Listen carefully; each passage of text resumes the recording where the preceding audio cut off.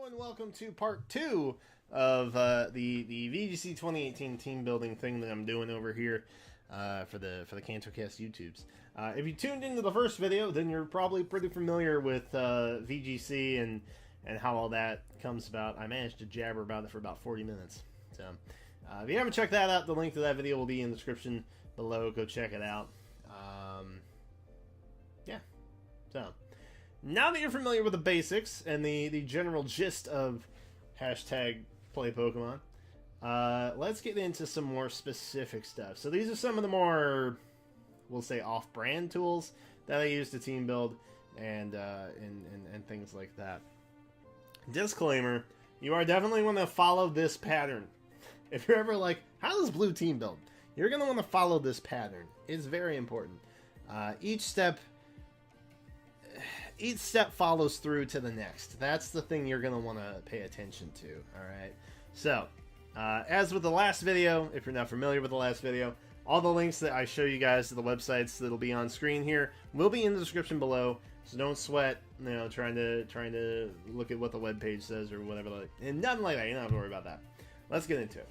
So, this is gabbysnyder.github.io, and if you don't know what that means, this is basically a type analysis for team synergy, as I like to refer to it as. I don't know if that's an actual terminology that's used, but that's what I call it.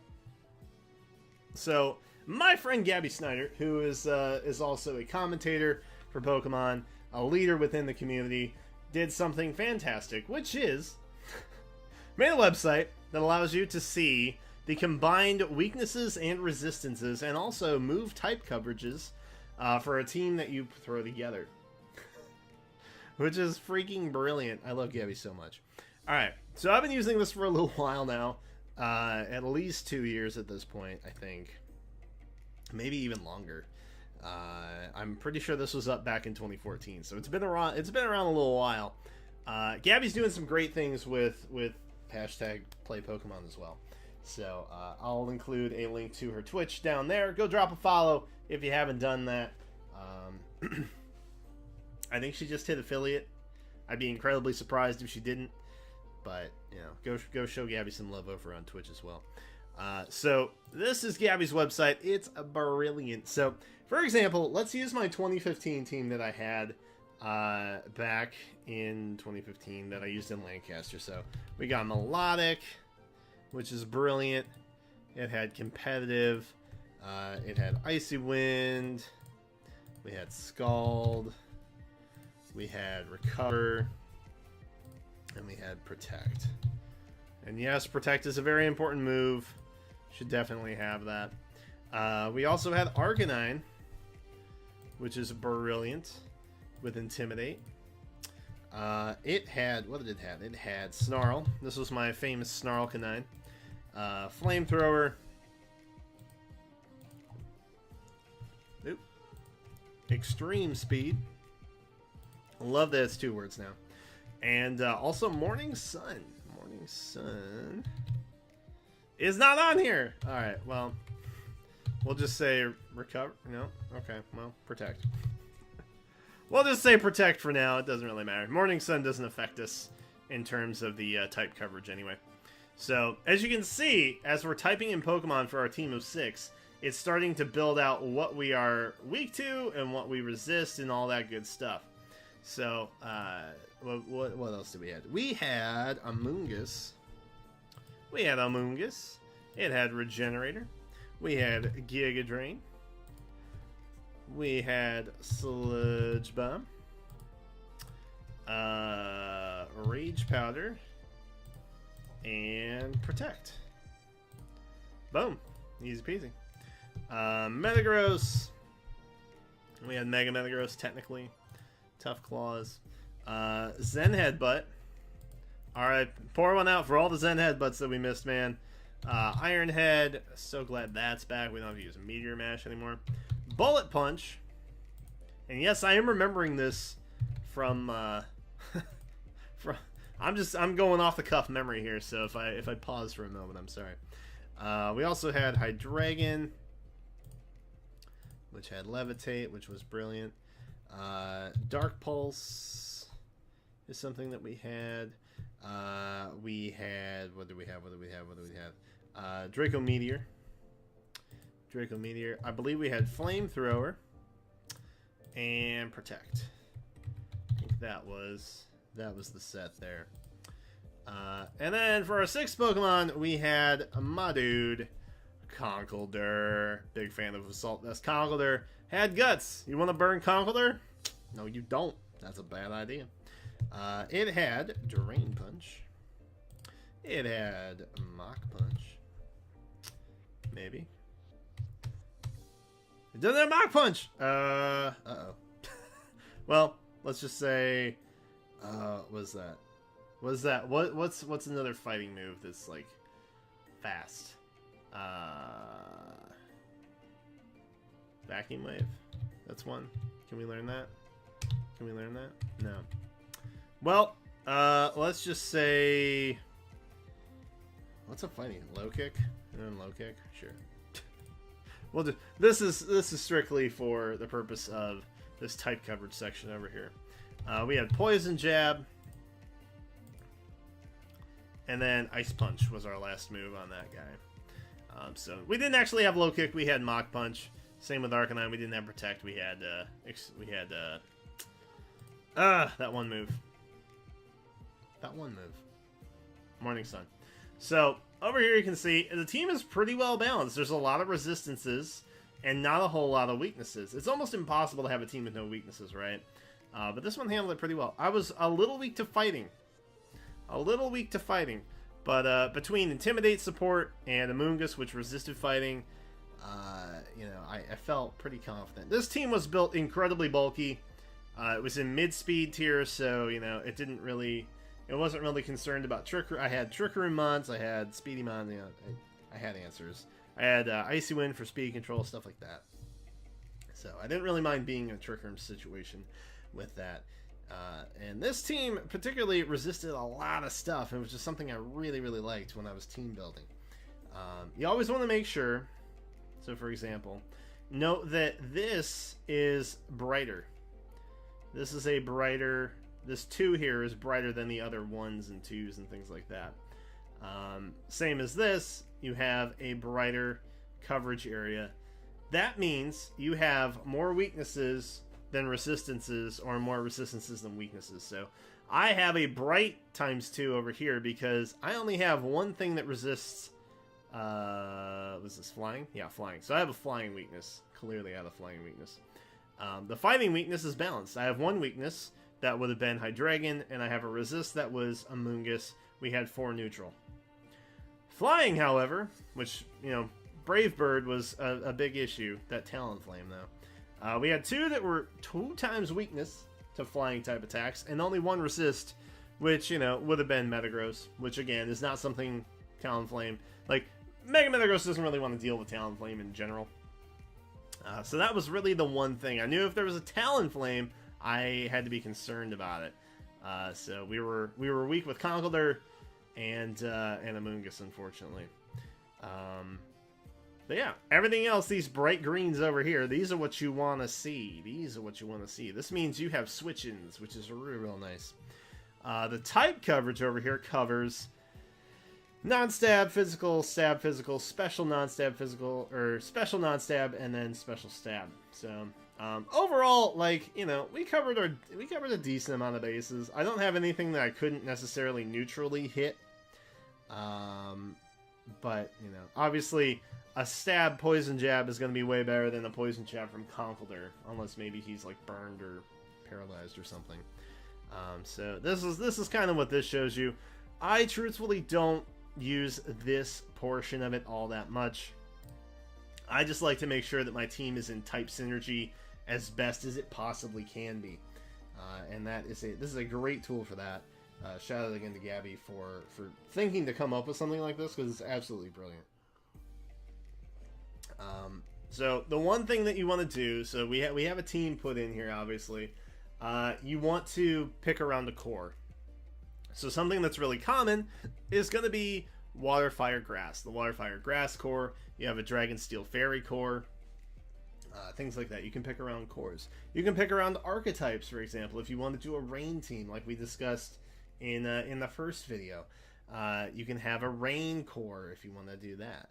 When you decide on your core, which my bulky core was this Melodic, Arcanine, and Amoonguss, I looked at those weaknesses, those resistances, and I built off from that. That's how I handled that. So I built in threes, basically. I matched this core of 3 with this core of 3, which turned out to be a Psychic Dark Fighting core paired with a Water Fire Grass core. It gets a little more complicated because you're going to have dual typings like Amoonguss or Metagross or Hydreigon.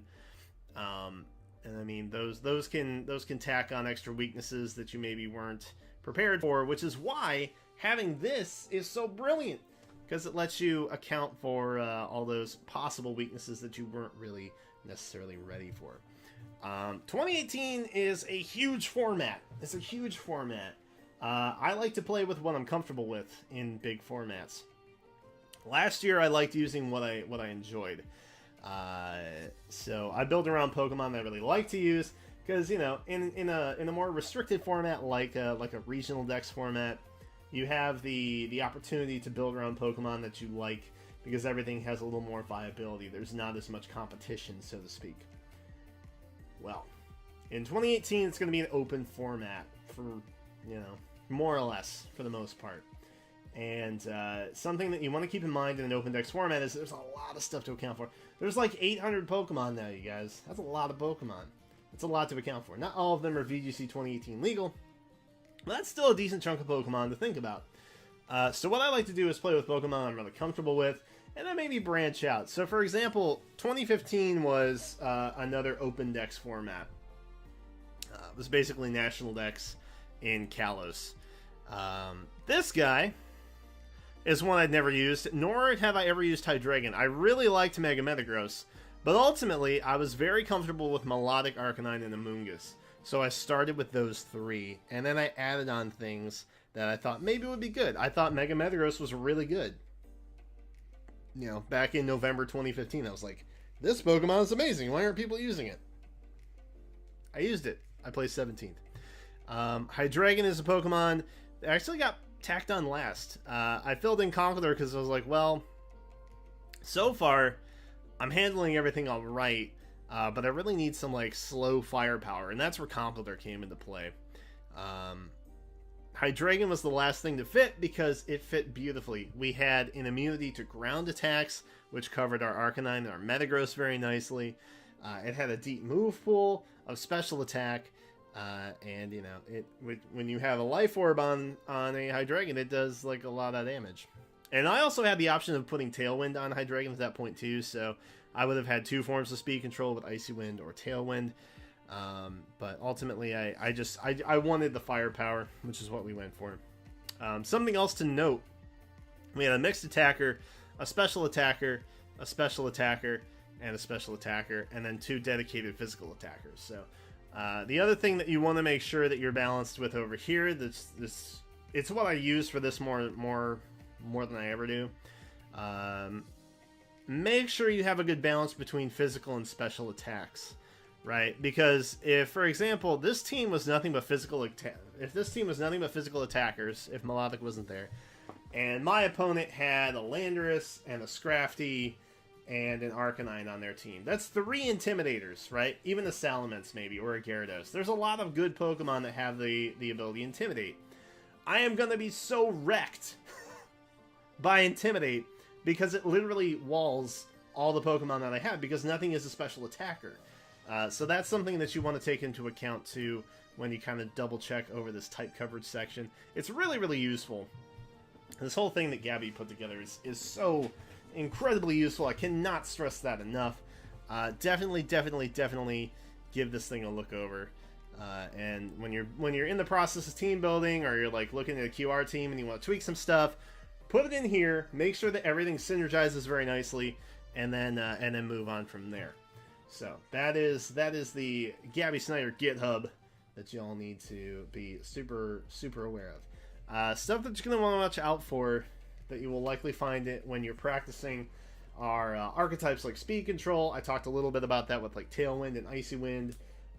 Things that slow your opponent down or speed your opponent, or things that slow you down or speed your opponent up. Those are things you're going to want to watch for. Common setters for stuff like that is going to be like Zapdos, Whimsicott. Icy Wind is probably on a bunch of stuff now because of move tutors. Salamence gets Tailwind, Charizard gets Tailwind. There's a lot of good stuff that gets Tailwind. Predominantly, I think you're going to see Zapdos and possibly Whimsicott with Tailwind. Whimsicott's a tricky mon, man. I'm telling you what. But those Pokemon you're going to want to watch out for. You're going to have answers for those archetypes when you're team building, beyond the point of just having things that synergize well. Trick Room setters, something I am always notoriously weak against, is Trick Room. Things like Gothitelle, Porygon 2, Mimikyu, Cresselia is back. Oy. Super unhappy about that, but hey, you gotta take the good with the bad, man. Gotta take the good with the bad. You're gonna want to have answers for, all of those things. That's gonna be very important. And these might be archetypes that you maybe want to build around too when you're constructing your team. Lots of Pokemon get the moves like Tailwind, Trick Room. There's Weather Cores, things like Pelipper and Politoed that get paired with Kingdra, Mega Swampert, Ludicolo. Sun modes with Mega Charizard Y, Torkoal, Ninetales, paired with like Venusaur and Lilligant and Shiftry. Sand, which was pretty big in 2015. Tyranitar, Mega Tyranitar, Hippowdon, now Gigalith. Those get paired with Stoutland, Excadrill, Lycanroc, maybe a Sandslash, I don't know, it's possible. And then maybe the less likely Hail mode. Alolan Ninetales, Abomasnow, Mega Abomasnow, Vanillux, those guys get Snow Warning. They can get paired with Alolan Sandslash and Beartick. Those are the only two things that have Slush Rush. So I think that's worth noting. It could be an interesting dynamic where you have like a fast mode with Hail. You have a Slush Rush team, but then Mega Abomasnow, who also gets like Trick Room or something like that. You know what I mean? So you're gonna have to really pay attention with the archetypes, because there's a lot of stuff that can do a lot of things now. And something to maybe bounce back to is this global link section where you see like what's popular with setting what. Like, so if we go and check out Zapdos here, Tailwind. Tailwind is the number 2 move, only after Thunderbolt, which is its primary same type attack boost attack. So, think like that's something that you're commonly going to run into. You're going to want to think about that when you're dealing with archetypes and stuff like that, when you're team building.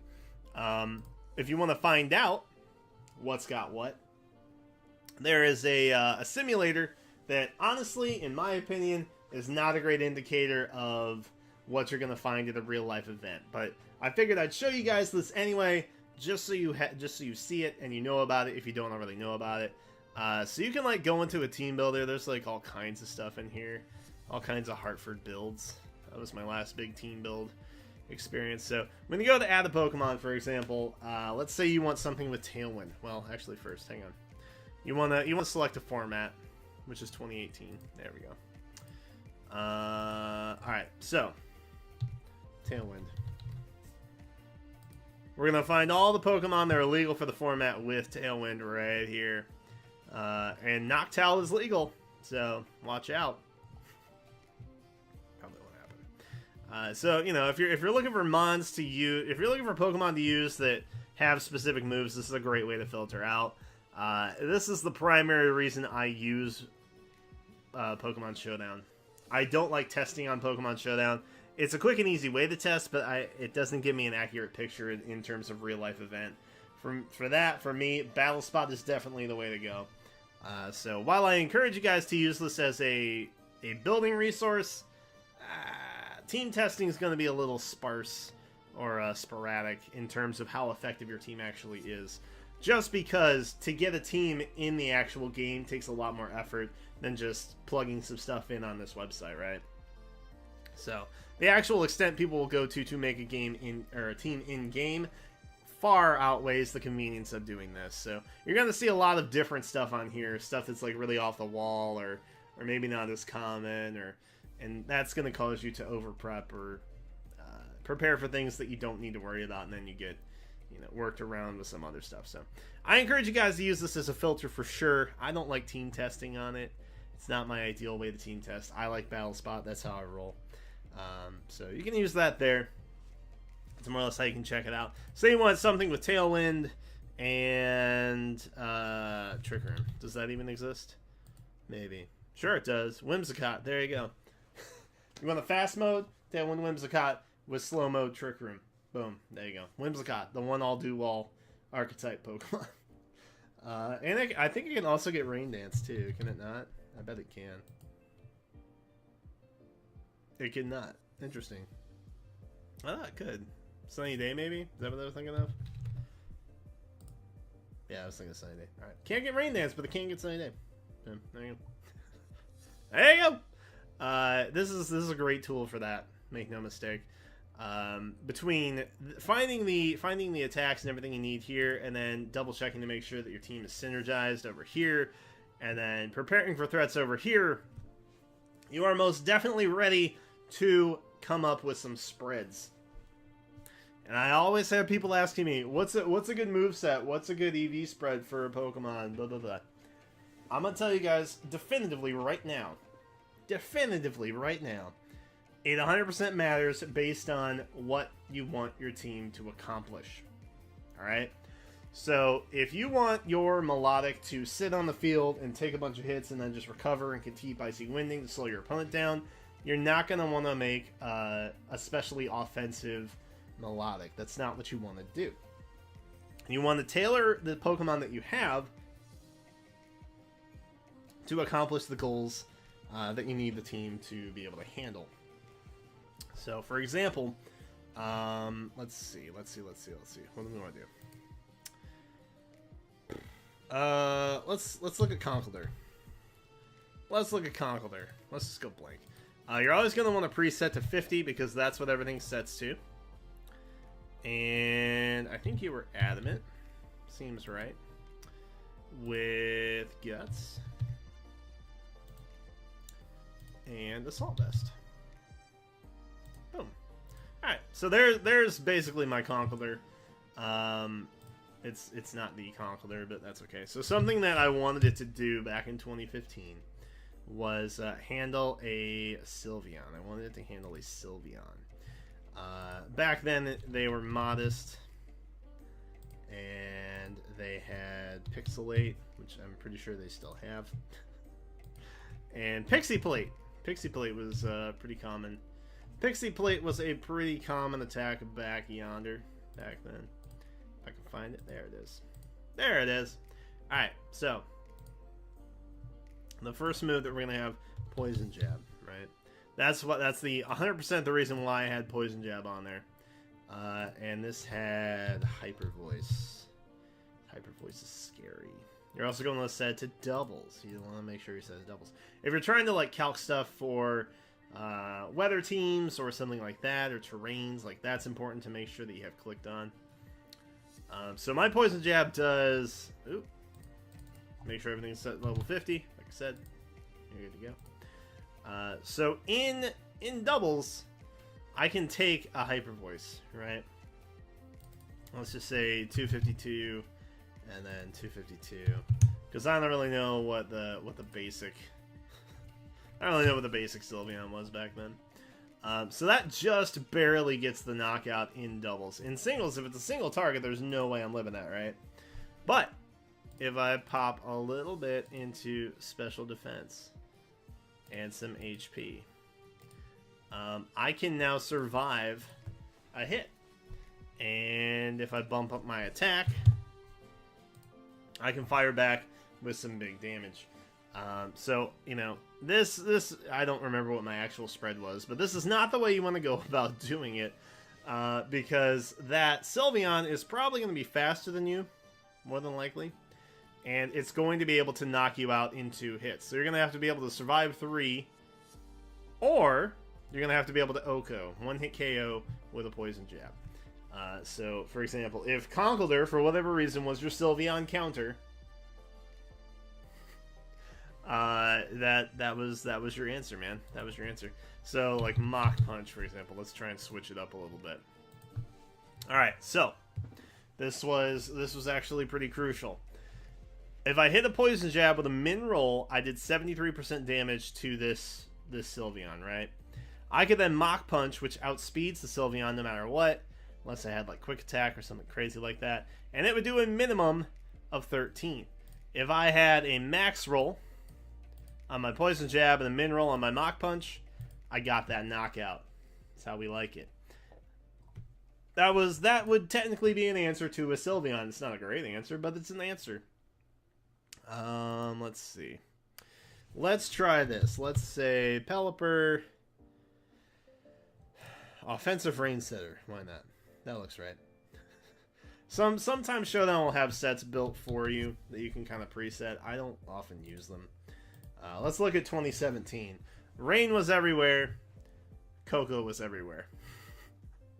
Alright, so there's no way that our Pelipper is going to outspeed our opponent's Tapu Koko, right? Let's pretend I don't have Focus Sash. Let's pretend it's Damp Rock. Let's pretend it's Damp Rock. Is there a Damp Rock? There is not. Alright, well, Chill Drive then. Pretend it's Damp Rock so we have more turns of rain. Because we got that drizzle happening. Our Scald, while it does a lot to Tapu Koko, is nothing compared to the massive amount of damage that we're going to take from a Thunderbolt into rain from a modest life or a timid life orb max special attack Tapu Koko. We can't outspeed it. So if we're going to make sure that we get our Tailwind up that turn, we're going to have to make sure we have an answer for Tapu Koko. How do we do that? Well, Pheromosa. That comes to mind. Pheromosa comes to mind. We're pretty fast. We outspeed Tapu Koko, sure enough. And our Poison Jab just barely misses the KO, so let's make you Adamant. Are we still faster? We are still faster. That doesn't do anything. Dang it! Alright, so even that's not a great way. How do we knock out this Tapu Koko? I know. I know how we do it. Just you wait. Just you wait. Choice Scarf. Boom. Here we go. We are faster. Our Earthquake's not going to hit our Pelipper. We can EQ and knock out the Tapu Koko because with Choice Scarf, we are definitely faster than a Life Orb Tapu Koko. And that's how we do it. So this is kind of the back and forth that you'll go through when you're team building, finding roles to fit and things like that. You know, it's best to tailor your Pokemon spreads to fit the role that they have. And if, for example, you cannot make it work, spoilers, you probably shouldn't just be trying to make it work. You should have everything just come together brilliantly. That's how you know you have a good team right there. If you, for whatever reason, if you're dead set on using this particular Pokemon, you can't make it work, probably shouldn't be using that Pokemon. So it's time to go back here. Find a Pokemon with a different archetype, maybe that you're looking for. Instead of a Tailwind setter in Pelipper, maybe try Kartana. Kartana gets Tailwind now. This is the world that we live in. I'm just saying. Piece it back in over here. See what additions you need to make. So for example, let's pretend I had Tailwind on Hydreigon, right? Hydreigon's gone now. Let's say Kartana. Let's put you in here. You got that base boost. Smart Strike. Sure. Sacred Sword, because why not? Leaf Blade, because you're amazing. And then Tailwind. Boom. Alright. So now, this definitely looks different, right? Instead of just that one flying weakness that we had, we're now dealing with a bunch of other unbalanced weaknesses. So that kind of causes the team to have to undergo some more changes, if that makes sense. And eventually you'll find that perfect balance, or near perfect balance, like I did with Hydreigon when it was on the team. And you'll have a better balanced team that is capable of handling other things, you know? So that's more or less where you want to go. You always want the Pokemon spread to fit the role that it has on your team. It's got to be able to live certain hits. It's got to be able to handle certain Pokemon. Think counter teaming, right? Think counter teaming. If your Conkeldurr is meant to handle a Sylveon, it better be able to one-hit KO that Sylveon, because it's not going to be able to live 3 Hyper Voices. Fact of truth right there. So that's kind of where I lead off, I guess. I've babbled again for like half an hour. Oh man, you guys must be sick of this at this point. So that's more or less the process I go through. This is 100% the order you should be going in. Looking at team consistency, archetype functionality, and then those Pokemon that you've chosen being able to fulfill the roles based on the spreads you can make for their specific stats. If they don't work that way, you gotta backtrack. You should not be going out of this order. Each step informs the next. That's the important thing to remember. If you're just getting into it, each form and steps the each step informs the next. That's what I wanted to say. You should definitely be going in this order. If you guys ever have any questions, you can join our Discord. We have people who are, capable in there talking about VGC, and we occasionally do some collective group think, if you will, on teams that people post in there. Yeah, feel free to leave comments in the video too. I'll try and respond to them as well. But hopefully this kind of, I know the first video gave us a very Pokemon oriented way to go about getting in. This uses some more maybe off Pokemon resources to utilize to kind of fine tune your teams a bit. But ultimately, this is what you want to do. This is how you want to go about it. And hopefully you guys enjoyed. Hopefully you're a little bit smarter now. Again, if you didn't see the first video, that link will be in the description. Check that out. But that's it for now. I hope you guys enjoyed. I hope you get out there and hashtag play Pokemon. That's 3. That's 3 plugs for hashtag play Pokemon. Again, all the links from the websites that I showed you will be in the description below. Check them out. Go get team building, and go do some hashtag play Pokemon. 4. I hope you guys enjoyed. As always, I'm Blue, and I will catch you next time somewhere on the internet.